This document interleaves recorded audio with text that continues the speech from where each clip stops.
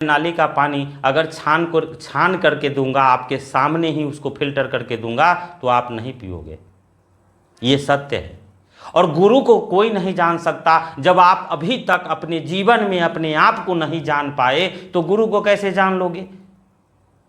इतना आसान तो नहीं है कि आप किसी भी व्यक्ति को, गुरु तो छोड़िए, अन्यथा किसी भी व्यक्ति को आप पूरी तरह से जान लो।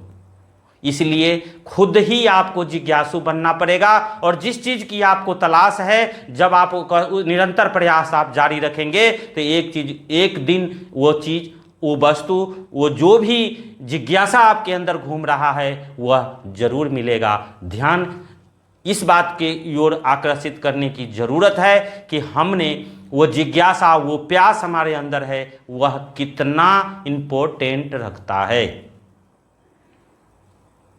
ये सब कुछ भीतर ही है, कहीं बाहर नहीं है। लेकिन फिर भी गुरु की जरूरत है, मैं इस बात को नकार नहीं सकता हूं। हाँ, हम आपकी इसकी बात की भी निंदा करते कि हम कहाँ जाएं, किस गुरु के पास जाएं। तो सबसे पहले आप जिज्ञासु बने, आप सबकी सुने, सबके सुनने के बाद छाने, समझे, बूझे,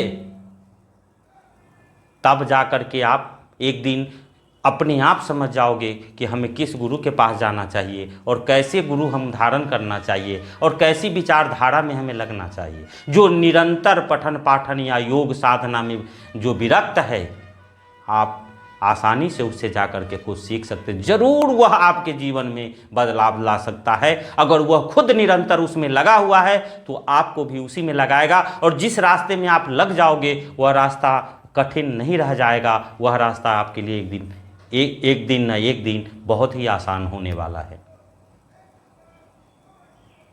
हमें नहीं समझ में आया कि पानी पियो छान के, गुरु बनाओ जान के। हम जान तो बहुत लोगों को रहे हैं, बहुत सारे देश में गुरु है उनको जान रहे हैं, लेकिन वो क्या कर रहे हैं, उनकी मनसा क्या है, वो उनका भीतर से उनका कर्तव्य क्या है, यह जानना इतना आसान नहीं है जितना कि लोग झट से बोल देते हैं गुरु बनाओ जान के।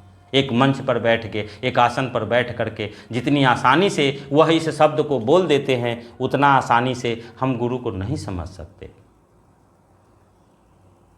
बहुत ही कठिन कार्य है, इसके लिए हमें खुद पक्का होना पड़ेगा। हम अगर आटा मेडिकल स्टोर में खरीदने जाएंगे तो असंभव है, नहीं मिलेगा।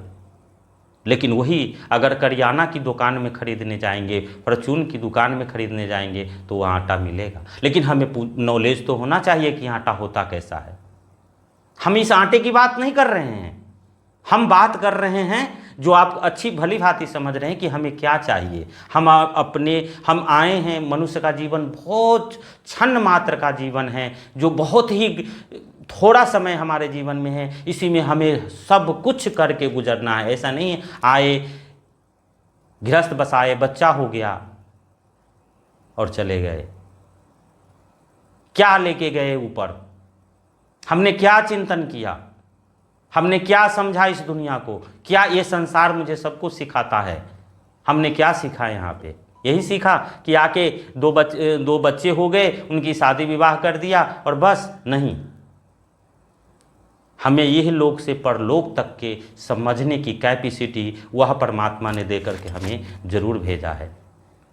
हमें आँख, दिमाग, नेत्र, ये सारे जो चीज़ जो हमें फ्री ऑफ कॉस्ट में परमात्मा ने दे करके और इतना सुंदर शरीर दे करके हमें इस धरती पर भेज दिया, तो हमें इससे बहुत कुछ करने की ज़रूरत है।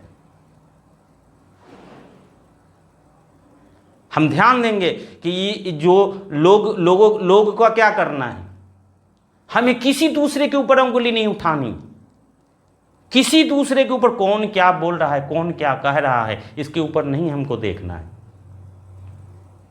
हमें सिर्फ अपने भीतर ही देखना है कि मैं कहाँ तक हूँ, मैं सत्य हूँ, असत्य हूँ। ये मैं अपने अंदर झांकने की जिस दिन मेरे पास कैपेसिटी हो गया, उस दिन मैं सब कुछ ढूंढ लूँगा जो ये संसार में मुझे चाहिए होगा।